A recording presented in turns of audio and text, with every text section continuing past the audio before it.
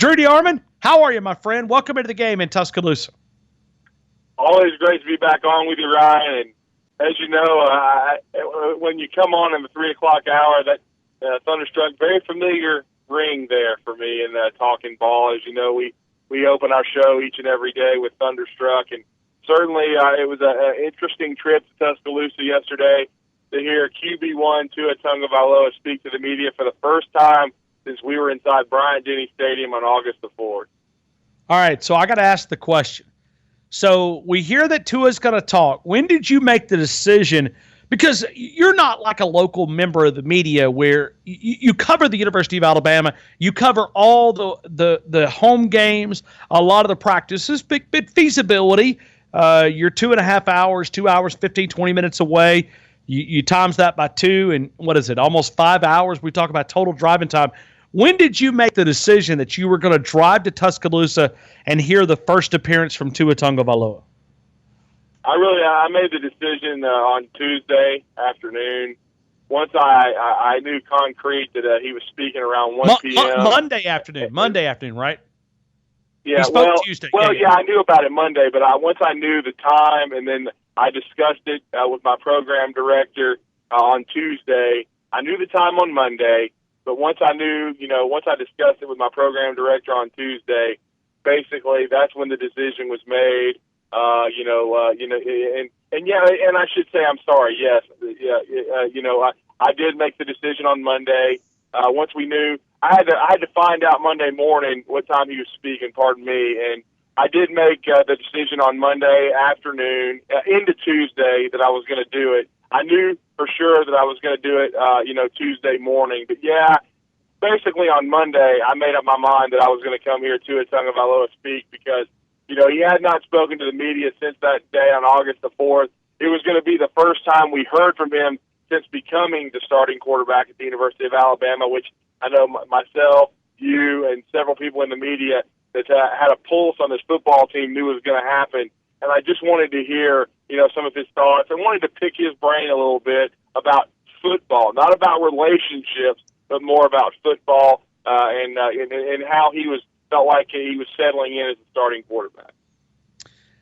So, and I missed that opportunity. I had a flight scheduled early Tuesday morning, and I made a flight and was able to do all the show yesterday from here in Orlando. I've come down to evaluate the validity of Central Florida's national championship. I want to find out more about this national championship. I'm just teasing, by the way. I'm really not. But I don't even think I'm going to give him an ounce of my time. But either way, when you talk about Tua, when he walked into that media room, I'm curious, what were your expectations of how he delivered it? Because every time we talk to this young man, I'm more impressed. I'm more impressed with his overall just humbleness, man. I mean, it's kind of, it's energizing to hear someone like this, and you kind of understand how he walked in and has won his team over by his attitude and personality.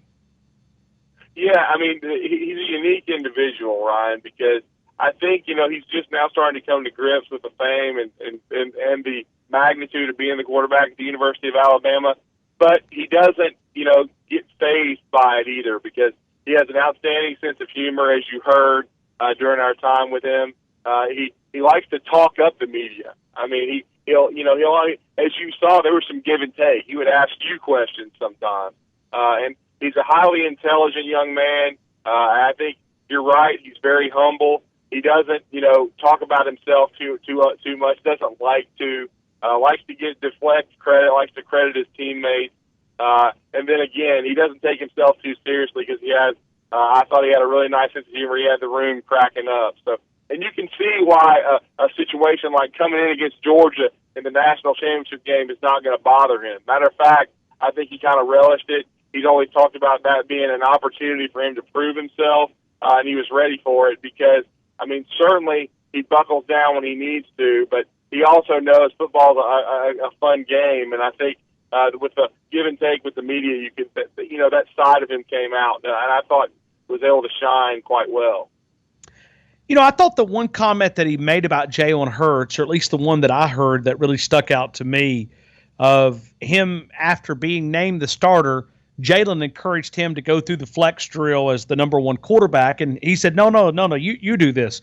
I guess it really – you think about this because, guys, we've had quarterback competitions in Tuscaloosa where players would pick a specific quarterback, and we've had players that did not want to get off the bus because, quote, their guy was not the quarterback. Now, I don't want to go back that. I mean, it's been – 18, 15, 16, 18, 17 years, something like it's been a long time.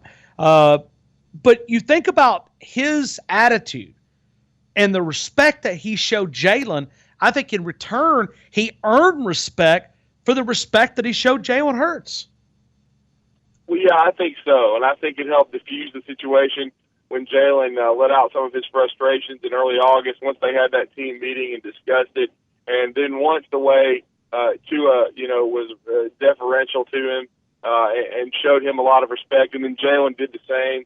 I think that was they both kind of settled things down, and I think they're two of the most respected guys on the football team by the rest of their teammates.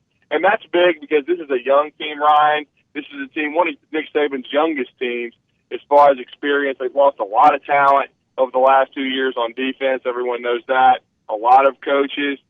This offense, I mean, basically, this offense we've seen that's set the SEC on its ear has been the same one we saw, but it was just in the second half of the national championship game against Georgia with so many freshmen on the field. So many of these guys have taken on prominent roles, but they've been able to follow both Tua and Jalen. There's not a schism on this team. There's not, cliques. It's like Tua said yesterday. He said he feels like this is the closest team he's ever been on, and this offense all roots for each other.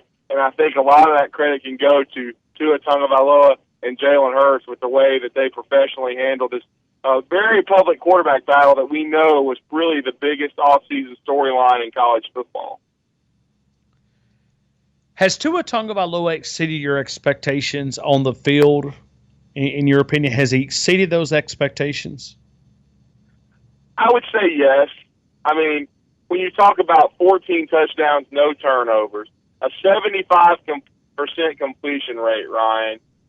The way he's run the football, he's got over 100 yards rushing, 115 yards, I believe, 2 touchdowns.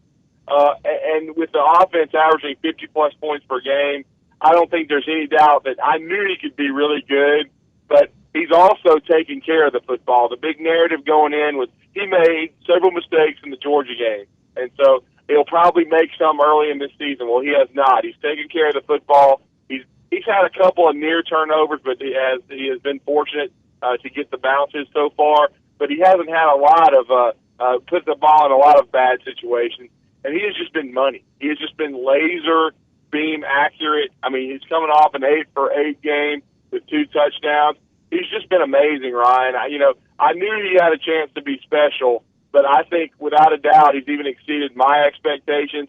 And I think he's on a career arc right now, needs to stay healthy to be, a generational talent like your good friend Trent Dilfer has said, and like you and I and a few other people in the media have thought he had a chance to be. I think we're looking right now at the first pick in the 2020 NFL Draft.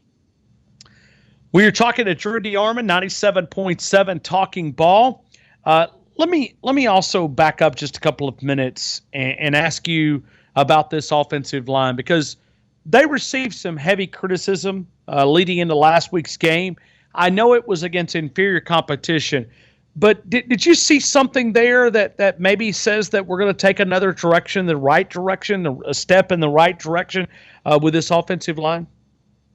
Well, I really saw him start to develop depth, Ryan. I thought there was a silver lining in the cloud of Jonah Williams and Jedrick Wills going out shaking up and missing part of this game. Because you got a chance to see Chris Owens at left tackle for half the game. He's already played some center for Ross Pierce-Baker, so you know he can be a swing guy, very versatile. And for a game or two and in a pinch, you can go to Chris Owens and he can play winning football. Getting Matt Womack back in the mix is important as well. He was all SEC caliber at right tackle a year ago. He came in for Jedrick Wills. He did a nice job also. So you're continuing to develop that depth. I thought they did take some steps forward. I thought the cohesion was pretty good with the group. And I thought that, and they're starting to cut down on the penalties as well. I think this offensive line, they're not going to be a dominant run blocking crew, but they've been great in pass protection, which is so important to keeping Tua Tagovailoa healthy. And I think this is just a different style offense. Alabama fans just need to understand they're not going to rush for 250 to 300 yards a game anymore. Certainly they're going to have 200-yard rushing efforts, but it's going to be about the passing game, getting all these receivers touches, and being balanced and still running the football, but just maybe doing it in more of a spread-out way. But I've loved the offense and the game that Mike Locksley's calling. I think he's been spectacular thus far. I think he's been A+. I think he's mixed it up so much. I mean, because it's one thing when you're given the keys to Porsche, but it's another way to keep it between the lines and to be able to maintain that consistency. I mean, he's mixing it up. Alabama has got back into less predictable. And we talk about having to keep that defensive coordinator guessing. What are you expecting from Arkansas? Do you think they'll present any challenges for this team? Well, I do think they're playing better defensively under John Chavis. I certainly think offensively they're a work in progress. Ty Story likely going to be the quarterback, so he's made some plays, but he's also been a little ugly at times. Arkansas has not been able to run the football real well. I think it's going to be a good matchup for Alabama's defense, and there's been a lot of conversation about that defense. They've struggled with the backups making plays and stops, but the first group has been fine. I think Alabama defensively matches up really well with Arkansas because they don't really have the personnel that Chad Morris wants to run his kind of scheme yet. I do think defensively Arkansas has been able to compete, and they stopped Auburn, and they did a nice job last week as well against Texas A&M, who made some plays against Alabama. But I'll tell you this, they have not seen anything like Alabama's offense. And until you see Tua in person, even film doesn't do it justice. I think Alabama is going to methodically put this thing away before halftime, around 35-3 or something like that, or maybe 35-0. I think Alabama is going to win it going away. I think they cover. It's a big line, but I think even with that Arkansas defense, Alabama is going to put different kinds of pressure on them offensively. And I like Alabama around a 48-7, 48-10 type score. I think they're going to win this game and win it handily inside Reynolds Razorback Stadium. Should Nick Saban hold a tryout for Placekicking? I mean, I know we've got Will Reichard coming in next year, but they need a bridge to get to him. I have no faith in these kickers. I know that's a mental side of things. I just don't. Maybe I should, but I don't have any faith in these kickers. What should Nick Saban do? Because it may come a point in this season where Alabama needs a kicker, and if Tua Tagovailoa doesn't make that throw in the championship game, then I think we're probably Andy got kind of bailed out a little bit with that throw and that win. Who's to say that we're not going to need a kicker in college football playoffs? What should Nick Saban do about this? What can he do about this? I would just let Austin Jones and Joe Boulevard compete in practice, and you chart the makes and misses, and then may the best man win. And I would give Austin Jones another chance if he beats him out. I mean, that was the most disturbing thing that came out of the Louisiana game, because the week before, and Boulevard's continued to kick off well, but he made a 47-yarder, so you're thinking, okay, he's 4 out of 5, made one from 47 yards, he's okay. Misses from 24. I mean, that's inexcusable. Then hits the upright from 31 yards out, so you do have to wonder if it's going to be mental. And so I would just go back to let the best man win, and hopefully, and Alabama can find a way to make a few kicks between now and the college football playoffs. I don't think they'll be kicking a lot of field goals. Certainly a few chances will arise. They didn't have to punt last week, and, of course, we know Skylar DeLong has not been great. But I think if you're Alabama, you want to just continue to score, and if you end up not punting or only punting once per game, hey, that's fine. But I think the more disconcerting thing is the place kicking, because I do think it's going to come a time where Alabama is probably going to have to make a kick or two. So you want to get somebody with some confidence going down the stretch. But without a doubt, also even with the punting, you want to get both these guys confidence. So it is the one bugaboo of this team so far, but the return units have been lights out. led by Josh Jacobs and the great Jalen Waddell. We talked about Waddle all summer, Ryan, and the fact that, he's not SEC Freshman of the Week, I think, is a travesty because I thought he was the best player on the field Saturday against Louisiana.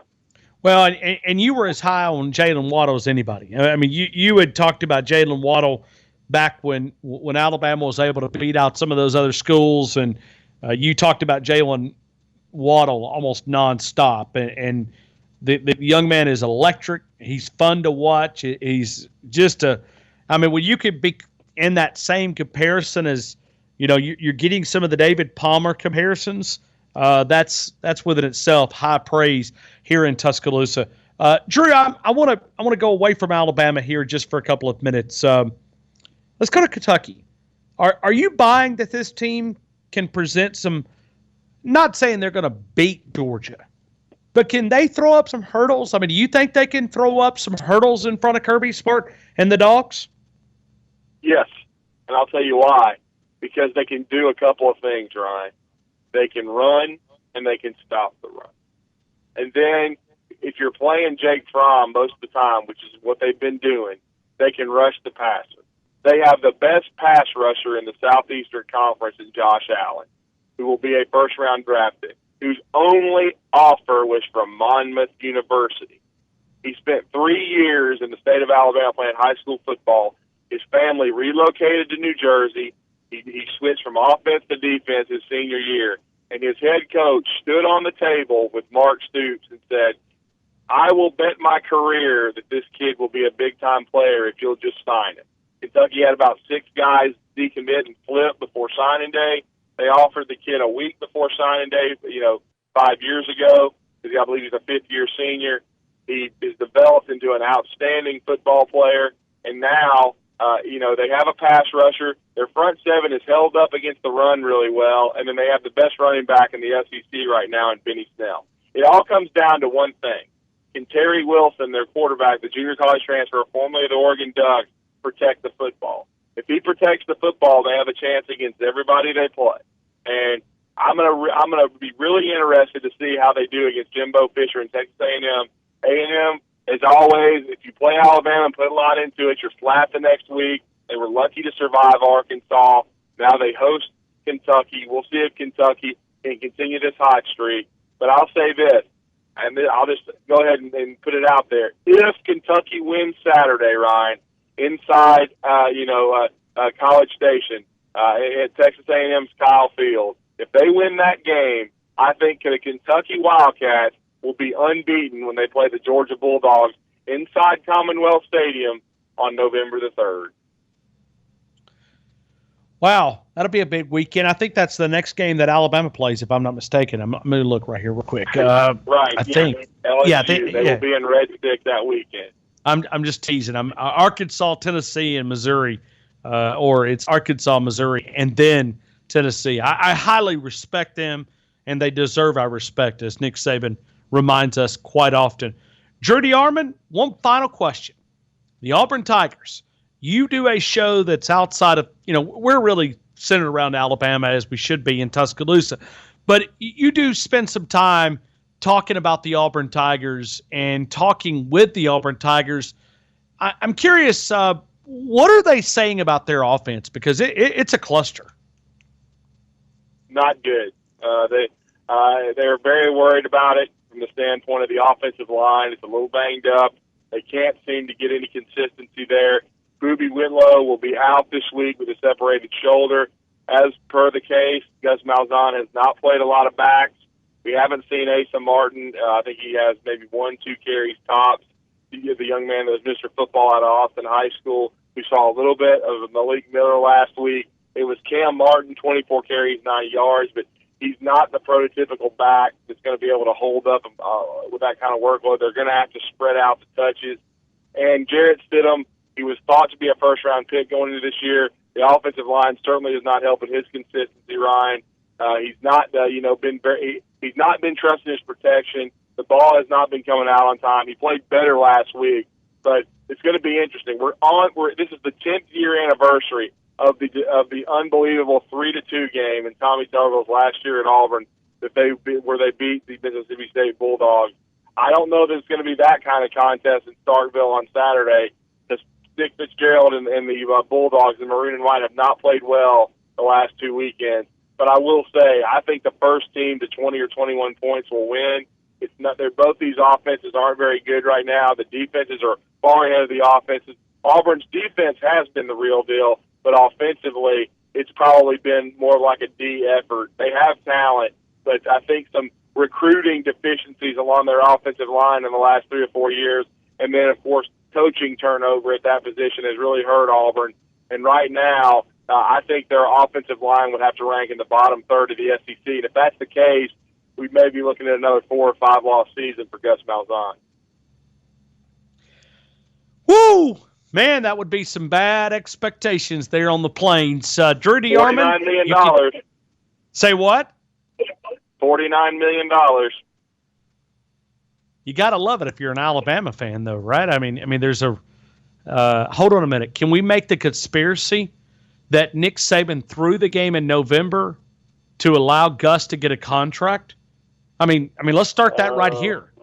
I mean, Nick Saban dared the Board of Trustees, and they could not allow him to escape to Arkansas there. So thank you, Nick Saban, and thank you, Jalen Hurts, for that performance down in November. Drew DeArmond, best way to connect with him is Drew D977, Drew D977 ESPN. Drew, as always, thank you for your time. I hope you have a great day, and we'll talk to you very, very soon, my friend. Thank you, sir. I always enjoy being on in Tuscaloosa. I appreciate the opportunity.